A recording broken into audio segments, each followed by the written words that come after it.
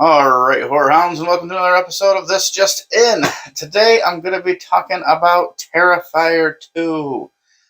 I mentioned in my favorites of the year that I had Barbarian, but I had yet to see Terrifier 2. And ironically enough, on my birthday, they put it out on Screambox, which you can subscribe to Screambox and watch this yourself if you'd like. You can also do that right through your Amazon Prime account, which is how I did it. It was well worth it. Obviously, if you pay attention to my thumbnail, I liked this movie. I liked the first one a lot.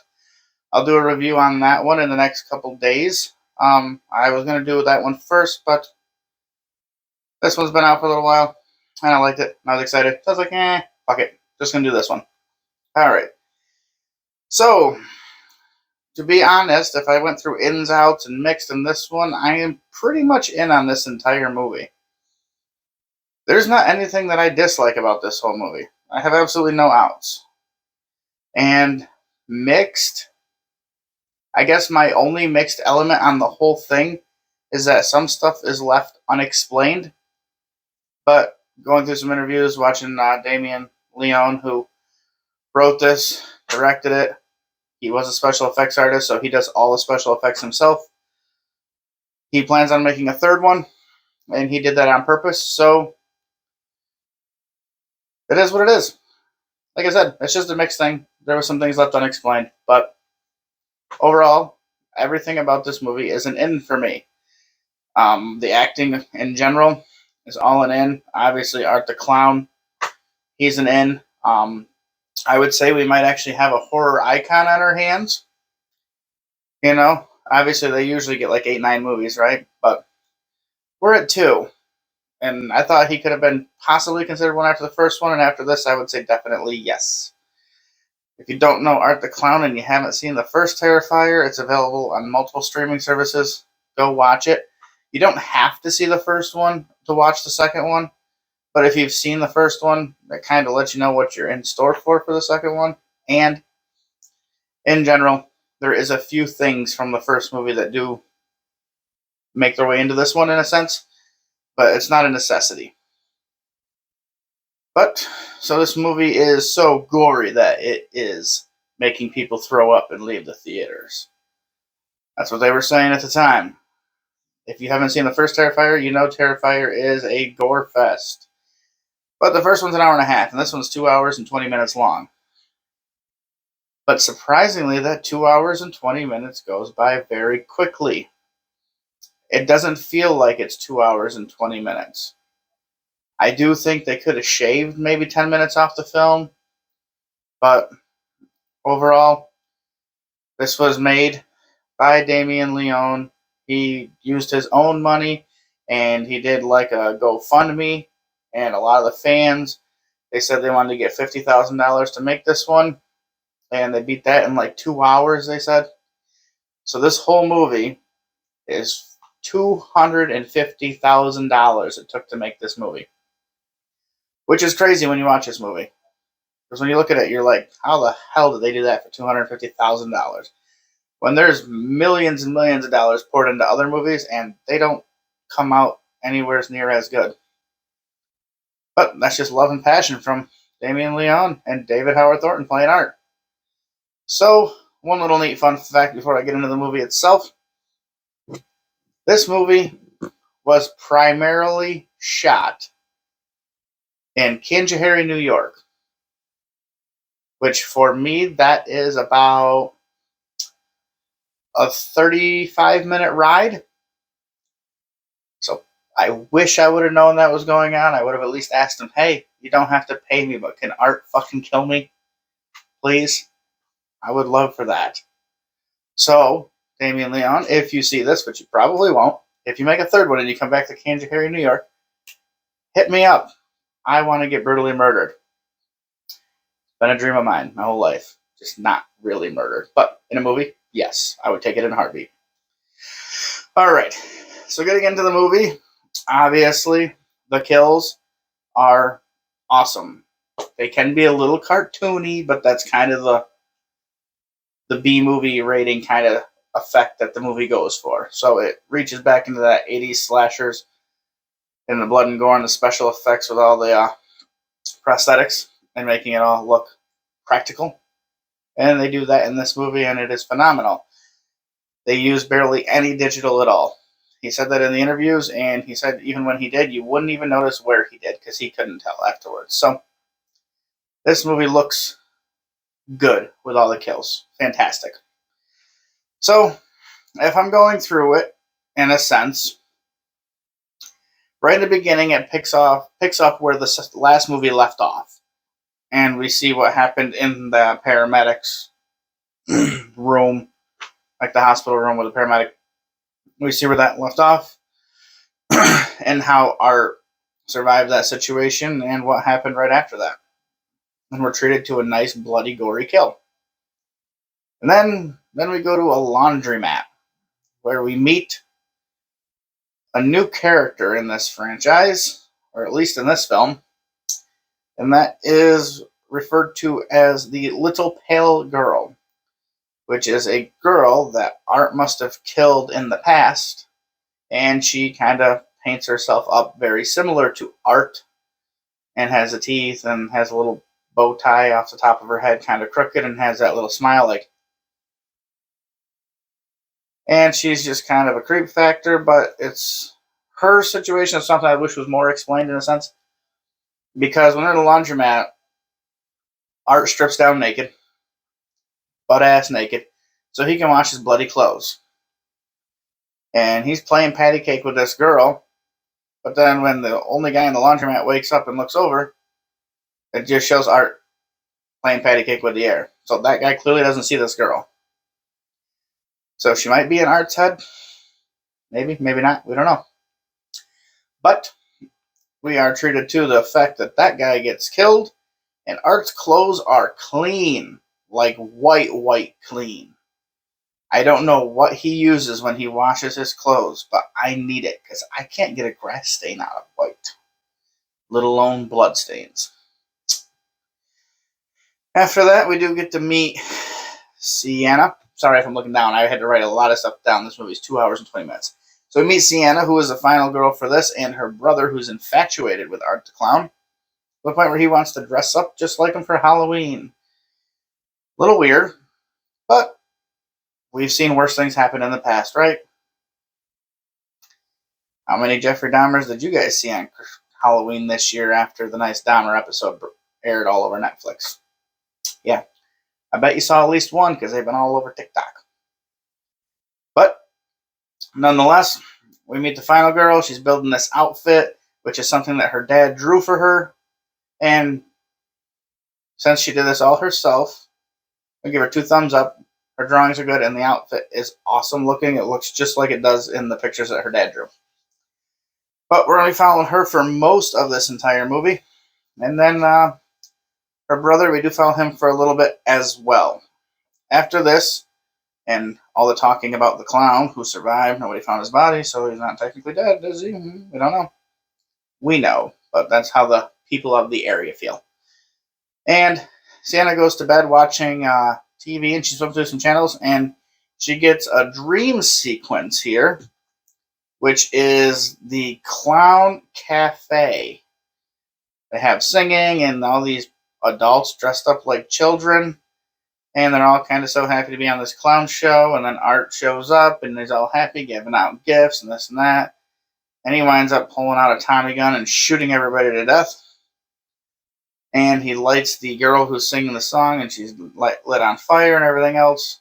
Goes for the jugular on that one a little bit. Let's leave her singing and dancing while she's on fire.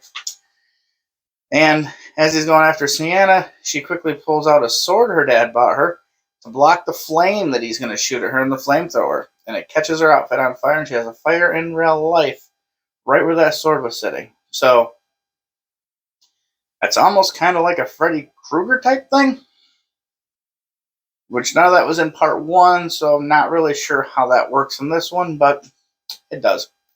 So the next day, they go to school, and the little brother, his friends show him a dead possum. They think it's gross. They show it to a girl they like. She thinks it's gross. Da-da-da-da. Later, we see him walking down the halls, and he stumbles upon Art sitting with the little pale girl. and he can see them both as they're playing with this dead possum, ripping out his guts and everything else. And when he makes a noise, they look at him, and Art throws the possum at him, and he runs away. So after that, we do get to the costume shop, which I believe was called Abracadabra, because Sienna needs new wings. She lost her wings. That poor angel. Oh, while she's there, she sees Art the Clown, and she thinks it's just somebody weird dressed up as Art. So, she doesn't think much of it, but the whole scene is done very nice and very creepily, and Art's just kind of toying with her and playing with her.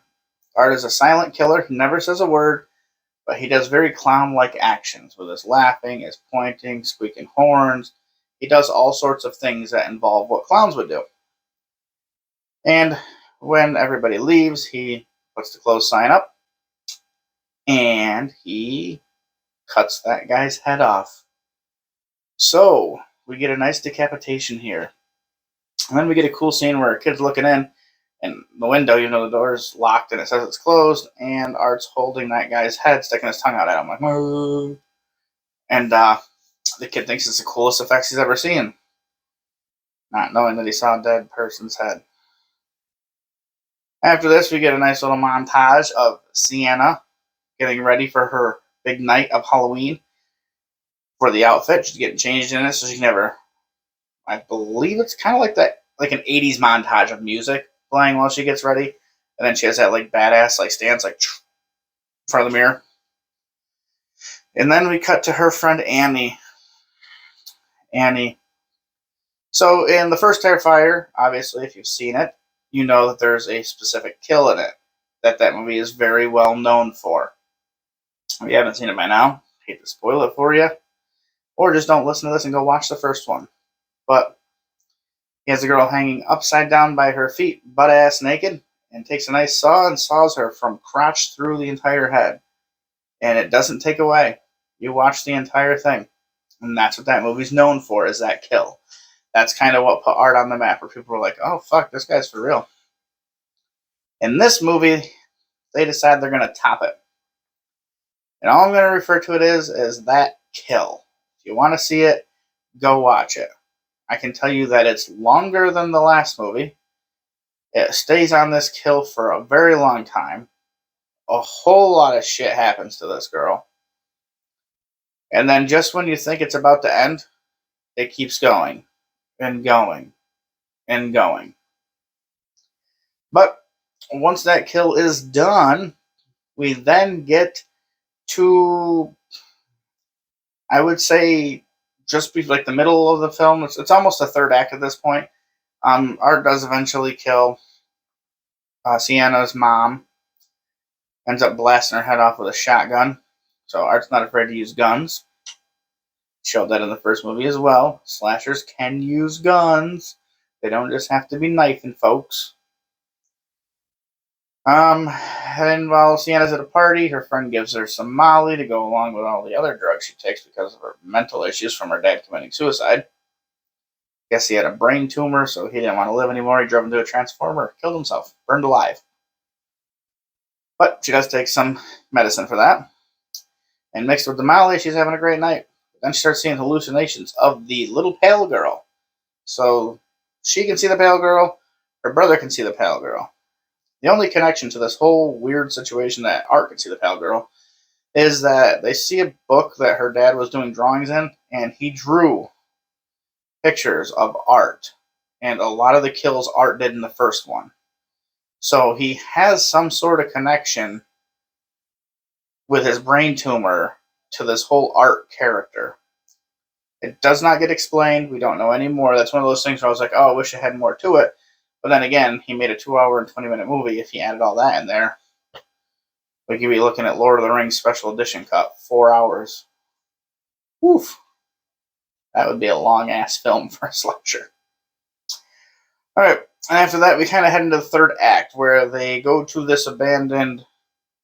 So, Art takes her brother, and takes her to this location that he has to see Sienna at for some reason. And it's like an old carnival, which is where he killed the little pale girl. So her friend and her friend's boyfriend drive over there so she can help her brother because Art has lured them to go there by using the little pal girl to fake her brother's voice over the phone. They get there. She goes in to look for him. The two friends, they're about ready to have sex. But somebody's got to go pee. And he thinks it's a great time to jump scare his girlfriend. And there's an ironic little funny note to the movie. This whole time he's wearing a shirt that says, "Just the tip. I promise." And Art stabs him right in the dick. Multiple times. Cuts that thing off and rubs it on the side window when he's looking at the girl. And he winds up dragging her out of the car and dragging her into this little fun house of his, which the name of the fun house is called the Terrifier. Probably not by coincidence, but, you know, it is weird that the movie's named Terrifier and this ride is called the Terrifier. It's like a walkthrough with a bunch of scares and shit, which, to be honest with you, if they had a walkthrough place like that where I lived, that would be fucking awesome. Because the special effects in that place are great. It seems like it would be a good place to be. But anywho, Art the Clown kills her friend in the bathroom and she finds her. And this becomes a whole third act. It's of Art trying to kill the brother, Art trying to kill Sienna. And we get all the way to a bunch of lashings. I mean, the brother gets some scalpel slashes. They both get kind of beat up a little bit. He has this tool that's made from victim's hair. That's like a whip with a bunch of different tools on it, like scissors and blades and knives. It's like a whole little whip full of a bunch of shit. And he whips the shit out of them with that. They whip the shit out of him with that. He gets shot with a shotgun. But he just keeps coming back. And at the very end, he ends up taking that lovely knife that was on Sienna's dresser in the beginning of the movie, and he stabs her in the stomach with it. And then she falls down into a hole, which leads to a chamber full of water back in the dream she had with the clown cafe. And she's seeing all the dead bodies and stuff like that, and she's slowly bleeding out. But then that sword lights up and heals her, and she comes out and she winds up decapitating him. And that's how she kills Art the Clown in this movie. But then the little pale girl grabs Art's head and leaves with it. And that's how the movie ends. So, it was a weird ending. A whole lot of shit unexplained. But overall, this is a very fun ride. But that's not it. You stick around to the end credits, and you get to see a scene with somebody who is said to be in the movie in the beginning. And when I watched this, I was like, where the fuck was Chris Jericho? You might know Chris Jericho. He's a singer, book writer, wrestler. He's done a ton of shit. So I was wondering where he was, and then we get to this post-credit scene, and there he is. And he's just kind of like they're at the insane asylum where they took the girl who survived the first movie but is hideous now because she kills the lady. Well, she doesn't kill her. She disfigures the anchor lady, and they put her in an insane asylum. But then it says it's in the 1950s. I believe is what it said in the beginning of that before it went to that shot. And it shows her in there. And this nurse is taking care of her. And the nurse is talking with Chris Jericho. And they're just kind of bullshitting because he's a security guard there. And he's eating something his wife called brains or something like that. I don't know. It's just some fun dessert she made for Halloween. And the woman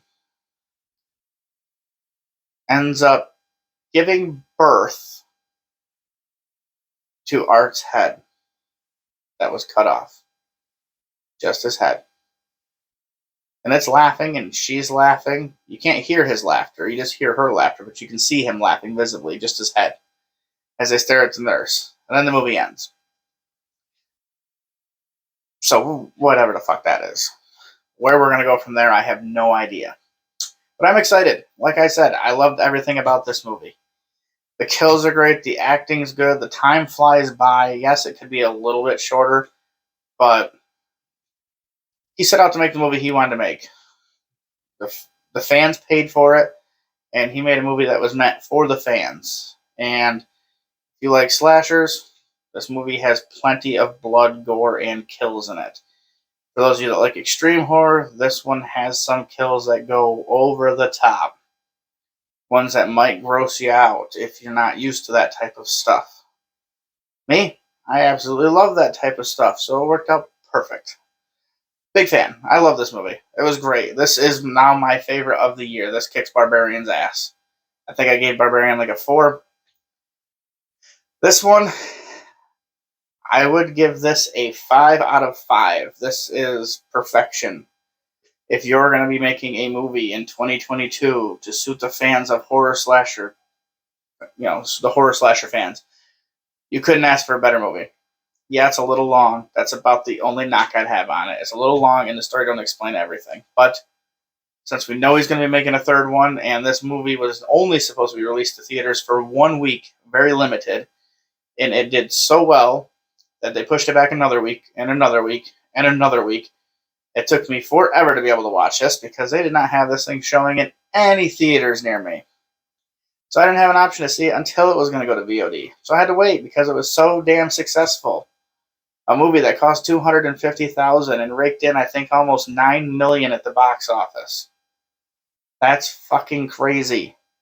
And to think, he does all of that work himself when you're watching it. He does all the makeup. He does all the special effects, all the blood and gore. He wrote the story. He directs it. He edits the entire freaking thing. Just crazy how much work he puts into it. So you can tell he loves it. And in one interview, I did hear him get asked a question. If you had one of the big studios willing to give you millions to back up the next one, would you take it? And he said if he was making a different movie than Terrifier, of course he would. But he would not go to have a studio back his movie for Terrifier 3. Because that's not what this franchise is about, and he doesn't want somebody telling him what he can and cannot put in the film. This was a film made for fans, and that is exactly what he's doing. So when we get a third one, we don't have to worry about it getting, I guess, glossened up or shortened out or certain nasty-ass shit that he does taken out of it, because he's going to make sure whatever he wants to go for is going to be in it. And I look forward to it.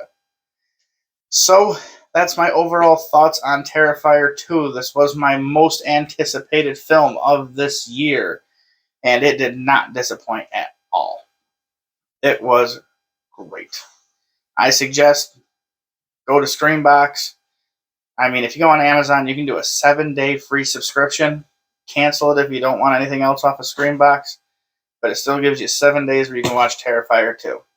And for that reason alone, it's worth it. I think Screambox is only $4.99 a month anyways. But even if it doesn't have anything else you want, subscribe to it, watch the film, cancel it. They're not paying me. I clearly don't have enough subscribers for them to be paying me to tell you to subscribe to them. But you get a free subscription for 7 days, I'd take it and watch this movie. Alright guys, that is everything on this film. If you want, leave some comments down below. We can have some discussions. Like I said, I didn't want to go into the main kill because it is that fucking awesome. I think you should see it for yourself. Don't forget to give me a like, subscribe if you haven't already, hit the notification bell so you can see when the next one comes out. And remember everybody, rest in peace.